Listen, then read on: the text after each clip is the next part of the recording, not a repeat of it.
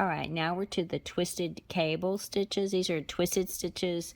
You don't really have to use a cable needle to do them, but I am going to show you cable needle and without a cable needle. Alright, so the first, with a cable needle, this is a twist 2 to the left. You put your one stitch on the cable needle, hold it in front, knit one, knit one,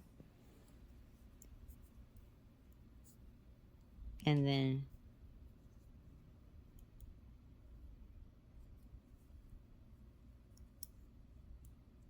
knit your stitch off the cable needle through the back loop like this.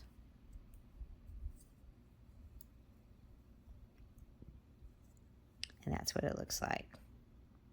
So I'll leave that there, and if you want to do it without a cable needle, the way you can do it is,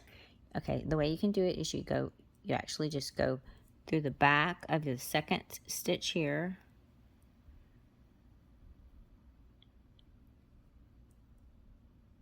so go through the back of it and knit it, and then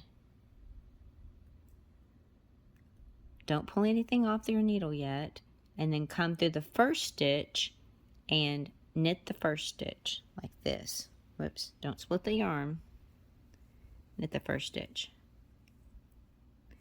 like that. So you've gone through the back loop of the second stitch on your needle and gone through the front loop of the first stitch on your second of your needle, and you pull it off, and that's what it looks like. And they're the same thing. See how it's twisted the left stitch in front of the other one?